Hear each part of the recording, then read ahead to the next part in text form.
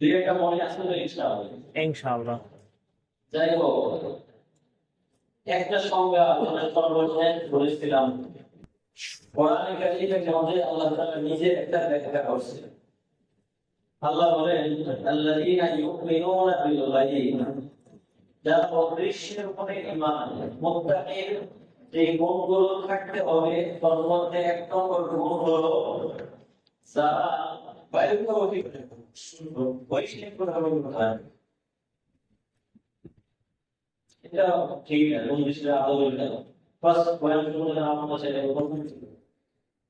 আল্লাযীনা ইউমিনুনা বিল গায়ব, যারা অদৃশ্যের উপরে ঈমান, গায়বের উপরে ঈমান। আমাদের ঈমানের উপর ভিত্তি হলো অদৃশ্য, না দেখে বিশ্বাস করা। বলেন, জন্মের পর থেকে একদিন আপনারা আল্লাহকে দেখছেন? না। জান্নাত জাহান্নাম কেউ দেখছেন? না। আল্লাহ তাআলা এত ফেরেশতা সৃষ্টি করেছেন, একজন ফেরেশতা কেউ দেখছেন? না, দেখেন।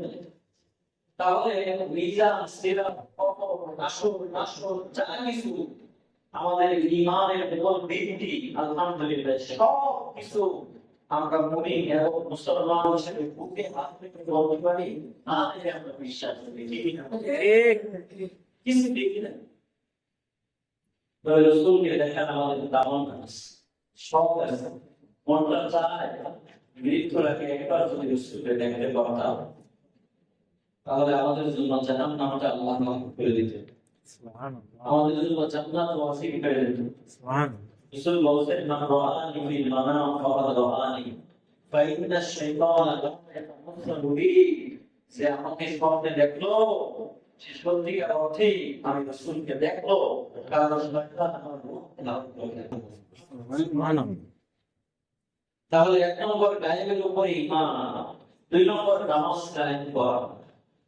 এই নামাজ কায়েম করতে হবে, নামাজের জন্য শর্ত সারাই নিয়ম কানুন তরিকা সব কিছুকে মেনে আল্লাহ সন্তুষ্টি অর্জনের জন্য নামাজ পড়তে হবে।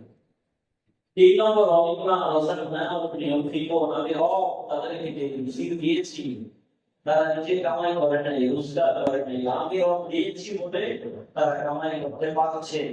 আমার প্রদত্ত রিজিক থেকে যারা আল্লাহর রাস্তায় ব্যয় করে তারা সত্যিকার মুক্তা নেই। আজকে আমার সংখ্যা বলার সময় আজকে আলোচনা করবো তাকওয়ার স্তর নিয়ে।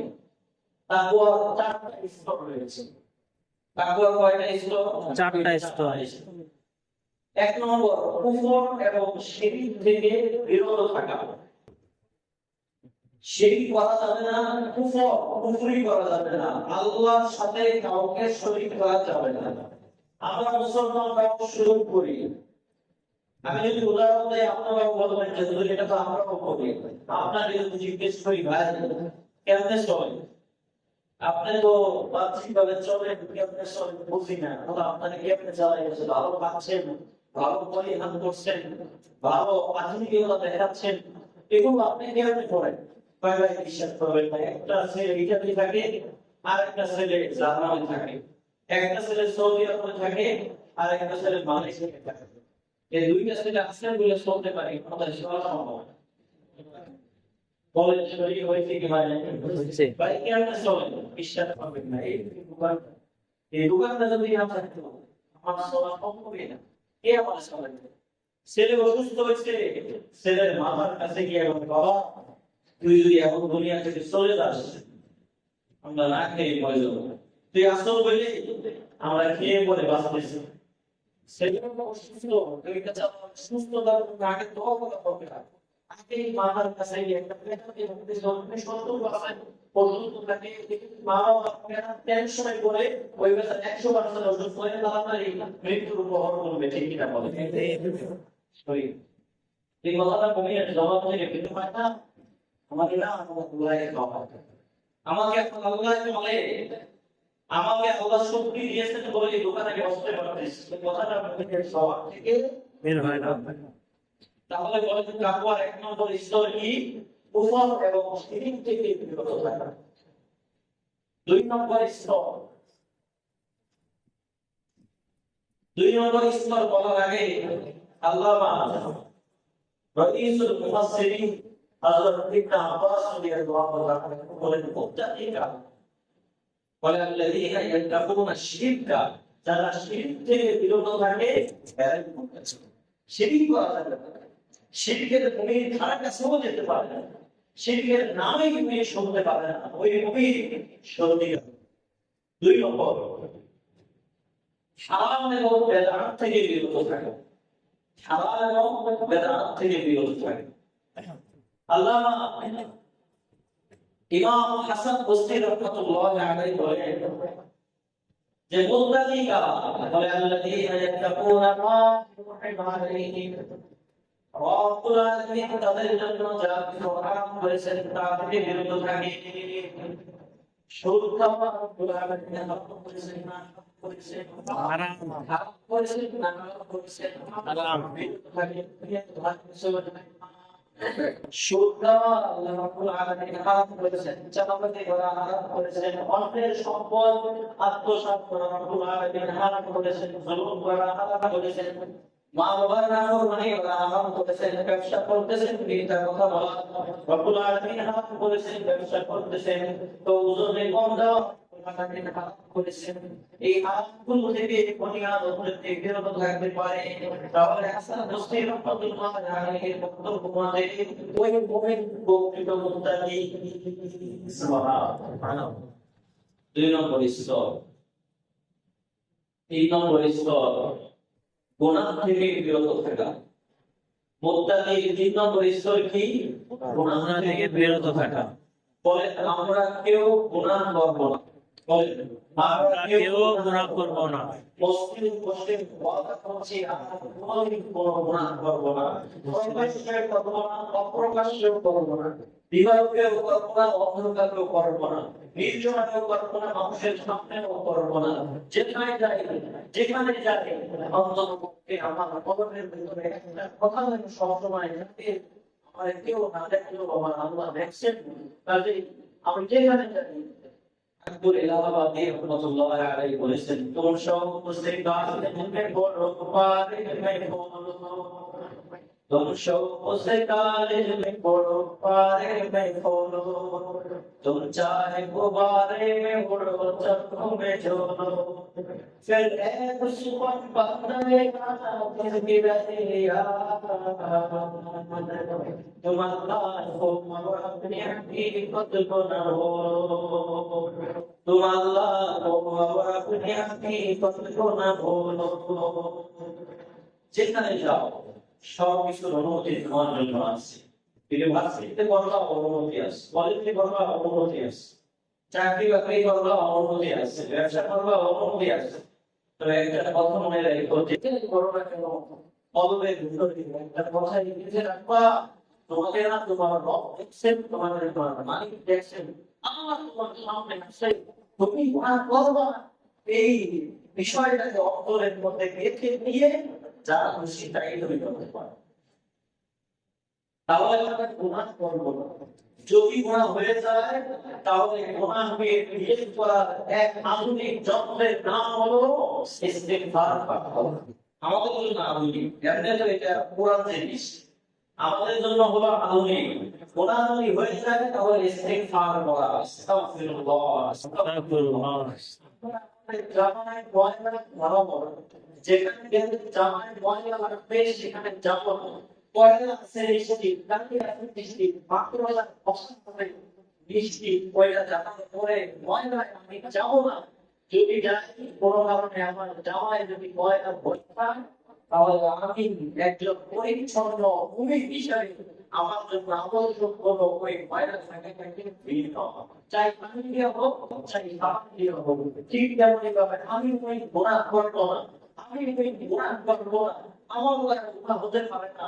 যদি গুনাহ হয়ে যায় তাহলে কাপড়ের ময়লা দূর করার জন্য যখন পানি ব্যবহার করতে হয় অথবা পানি যদি কাজ না হয় সাবান ব্যবহার করতে হয়, ঠিক তেমনি ভাবে তুমি গুনাহ করবে না।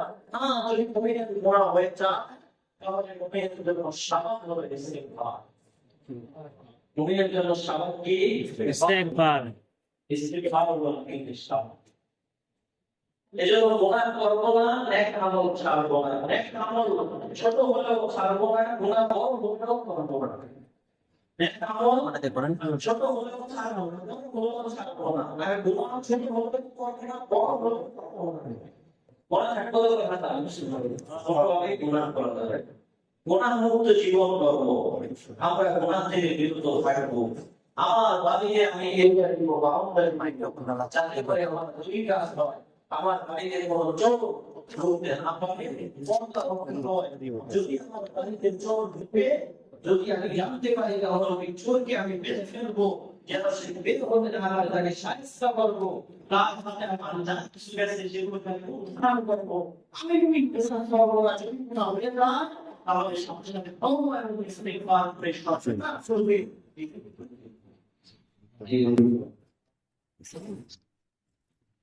গুনাহ করলে অনেক ক্ষতি হয়, এটা একটা সত্য আলোচনা। আমি যে আলোচনার দিকে যাবো না, যাওয়ার সুযোগ পাবো না।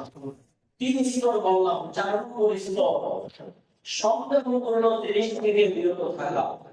সন্দেহপূর্ণ জিনিস থেকে বিরত থাকা কয়েকটা মিসাল আমাদের জিনিস ক্লিয়ার হয়। আমরা অনেক সময় দোকানদারদের কাছ থেকে বাদাম খাই, ভাই আমার 20 টাকার বাদাম দেন।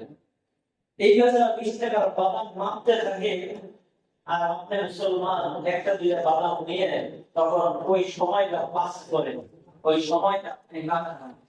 সবাই যদি লাগে আসতে লাগেন, আচ্ছা ভাই আপনি একটু চিন্তা করলেন না, এই বেচারা 20 টাকা বাদাম 20 টাকার বাদাম আমার কাছে বিক্রি করছে, ওর কয় টাকা লাভ? এই সারাদিন যদি আপনার মতো এরকম কাস্টমার, গরিব কাস্টমার সারাদিন যদি ওর দোকানে এসে একটা দিতে পারে বাদাম ফেলে রাখে, সারাদিন বিক্রি বেচারা কত টাকা লস করেছে তোমার। এই যে একটা জিনিস, এটা খুব আমার সন্দেহপূর্ণ। কেমনে সন্দেহপূর্ণ? কারণ আপনি ভাবতেছেন যে একটা দুইটা বাদাম কিন্তু এটা খাই এটা কিভাবে অবনতি আছে, এটা হলো আপনার মনে বলতেছে। বাস্তবিক অর্থে কিন্তু কি নাই, অবনতি নাই। কারণ দুই দিকের সম্ভাবনা আছে, যেটা দুই দিকের সম্ভাবনা আছে ওইটাতে আমি সন্দেহপূর্ণ। আর সন্দেহপূর্ণ জিনিস থেকে যে মোমেন্ট বিরত থাকতে পারে ওই দুটি কিন্তু। এজন্য এক যুবক এইভাবে বাদাম কেনার সময় ওই একটা বাদাম পুটলির ভেতর থেকে নিয়ে তারপরে মুখে যখন দিয়ে ওই মুহূর্তে বাদামটা হাত থেকে পড়ে গেছে। আমাদের একজন আলেম বিজ্ঞান বলেছেন, বাবা যে বাদামটা তুমি মুখে দিচ্ছিলে ওই বাদামটা তোমার খাওয়া যায় না। আল্লাহ চাচ্ছেন না যায় খাওয়া যেন তোমার মুখে না যায়, এই জন্য আমি খাই বলছি। ডাস্টবিন আপনার কোনো জিনিস পড়ে গেছে, খাবারের জিনিস বন্ধু থাকার যাদের জন্য আমি এক ব্যক্তির জন্য ভাগ্য গণনার কাজ করলাম। আমি ঠিক মতো ভাগ্য গণনার কাজ করতে পারি না, আমি যদি নয় আমি তার সঙ্গে ধরেছি আসলে আমি নয় ওই মুদ্রার সামনে আমি সহচালনী করেছি, করে ভাগ্য গণনা করেছি। তখন আমি তার কাছ থেকে দিনার দিরহাম নেই নাই। মুসিবিকার করে অবস্থায় ধরে গেছে, এত পর্যন্ত তার সাথে আমার দেখা হয় নাই, সাক্ষাৎ হয় নাই, মোলাকাত হয় নাই, জিয়ারত হয় নাই। অনেক দিন পরে ইসলাম গ্রহণ করার পরে আমার সাথে ওই দেখা হয়েছে। দেখা মাত্রই ব্যক্তি বলে, আপনি আমার জন্য ভাগ্য গণনার কাজ করে দিয়েছিলেন, আমি আপনাকে কর্মসূচি দিতে পারি নাই। আজকে আপনাকে কিছু টাকা দিলাম, এই টাকাগুলো আপনি আপনার কাজে খরচ করেন। ওই গোলাম করে ওই ব্যক্তি ভাগ্য গণনার জন্য আমাকে এই টাকাগুলো দিয়েছে পারিশ্রমিক হিসেবে। ওই পারিশ্রমিকের টাকা দিয়ে আমি খাবার খাদ্য সুন্দর করে আপনার সামনে উপস্থিত করেছি। গণনা শোনা মাত্রই মুখের ভেতরে হাত ঢুকে দিয়েছে, এই করে দিবে হাতটা ঢুকিয়ে মুখের ভেতর থেকে সব কিছু এইভাবে বের করেছে। বমি করে দিয়েছেন, হাদিসের মধ্যে আসছে বমি করে দিয়েছেন। আরম্ভ করছে যে কি খেলাম জাহিলিয়াতের যুগে তুমি গণনার কাজ করেছো, ঠাট্টা গণনার কাজ, এই পেশা তো জায়েজ নয়, এই পেশা তো হারাম পেশা। মানুষ যদি মানুষের ভাগ্যকে ধারণ করতে পারে না,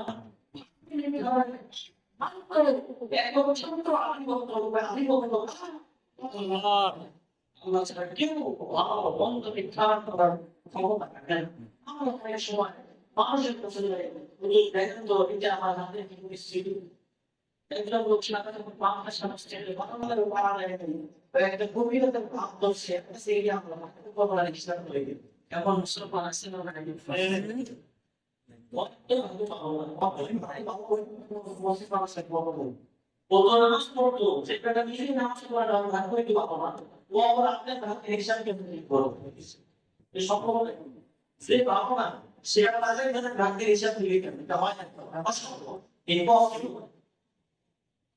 আমার ভাইয়েরা বন্ধুরা সিদ্দিকার বলে জীবন এমন ছিল। 3 নম্বর হযরত ওমর রাদিয়াল্লাহু তাআলা শাসন বিভিন্ন জায়গায় তিনি ঘোরাফেরা করতেন, প্রজাদের খোঁজ খবর নিতেন। আগের জমানায় প্রজাদের খোঁজ খবর নেওয়ার একটা অভ্যাস ছিল খলিফার মধ্যে, রাষ্ট্রনায়কদের মধ্যে। এখন খলিফার ভয় হয় না, অথবা যদি কোনো হয় প্রোটেকশন থাকে, সামনে পেছনে ডানে বামে পুরো রাস্তা বন্ধ করে 1 মাইল 2 মাইল 4 মাইল পর্যন্ত মানুষের শাসকের বর্তমানে এই পরিস্থিতি, কারণ শাসক নিজেও জানে যদি আমি প্রোটেকশন ছাড়া বের হই আমার পিঠে চামড়া আমার লগে থাকবে। ঠিক তোমার যদি বের হয়েছে রাখা বহু চালাচ্ছে। তোমার বলবেন আমার বড় বিশ্বাস হয়েছে, তুমি যদি অনুমতি দাও একটা গৌরী দুধ দহন করে আমি তাও মান করবো। রাখাল বলেন খলিফাতুল মুমিনিন, আমি তো রাখাল মাত্র, আমাকে কাজের জন্য নিয়োগ দেওয়া হয়েছে। একটা বকরি আমার মালিকানাধীন নয়, যেই বকরি আমার মালিকানাধীন নয় ওই বকরি দুধ পান করার অনুমতি আমি আপনাকে দিতে পারি। হযরত ওমর বললেন আচ্ছা তাহলে এক কাজ করো, একটা বকরি কি আমার কাছে বিক্রি করো, এতে তোমার লাভ আমার লাভ, তুমি কিছু টাকা পাইলা আর আমিও আমার খ্রিস্টান গ্রহণ করলাম, উৎপাদ হয়ে গেল, আমার খ্রিস্টান দূর হয়ে গেল, তুমিও কিছু অর্থ পাইলা। একটা বকরি বিক্রি করো, তোমার মালিক বুঝবে না, একটা বকরি করবে, একটা বকরি বিক্রি করবে, কোনো অসুবিধা নেই। গোলাম যখন এই রাখাল এখন এক কথাই বলেছেন, হাদিসের মধ্যে উল্লেখ করা হয়, তখন করে এই আমার মালিক দেখে না নিজের আপনার থাকি সে একবার আমার সামনে উপস্থিত নেই, আপনি বলেন তাহলে আল্লাহ আমি আপনাকে দুধ পান করার জন্য দিব অথবা আপনার কাছে বিক্রি করবো, পৃথিবীর কেউ আমাকে ভয়, এই ধরনের ভয় জাগ্রত করা। লোক সমাগমের মধ্যে আছেন, হাজার মানুষের মধ্যে আছেন, তখন আপনাকে বোঝা করতেছেন না এটা কোনো আলাদা, এটা ঠিক নয়। যখন নির্জনে থাকেন